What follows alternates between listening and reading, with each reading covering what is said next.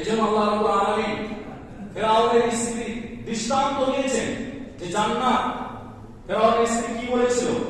তিনি বলেছেন ওয়াল্লাহু মাসালাল লিল্লাযিনা আমানু ইমরাআত ফিরআউন ইয ক্বালাত রাব্বি বিলি 'ইনদাকা বাইতান ফিল জান্নাহ ওয়া নাজ্জিনি মিন ফিরআউন ওয়া আমালিহি ওয়া নাজ্জিনি মিনাল কওমিজ যালিমিন। ফেরাউনের স্ত্রীর উপরে যখন অত্যাচার করেছিল, জুলুম করেছিল, তিনি কি করেছিলেন? ধৈর্য ধারণ করেছিলেন। ফেরাউন কি বলেছিলেন?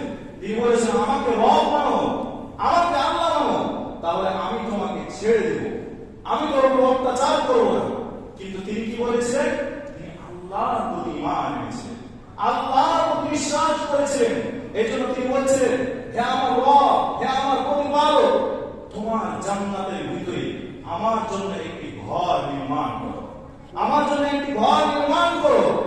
এই আয়াতের তাফসীরে জিবরাইল আলাইহিস সালামের মাধ্যমে আল্লাহ রাব্বুল আলামিন তার যে এই ত্যাগ, তার যে ধৈর্যের বিনিময়, তিনি যে সবুর করেছিলেন, তার উপরে যে কষ্ট, জুলুম, অত্যাচার করেছে ফেরাউন, তারপরে আল্লাহ রাব্বুল আলামিন জিবরাইল আলাইহিস সালামের মাধ্যমে তিনি যখন এই দোয়া করেছিলেন যে আমার জন্য একটা জান্নাতের ঘর নির্মাণ করো, জিবরাইল আলাইহিস সালামের মাধ্যমে সাথে সাথে তার জন্য তার জান্নাতের ঘরটা তার সামনে উপস্থিত করে দিয়েছেন। সুবহানাল্লাহ।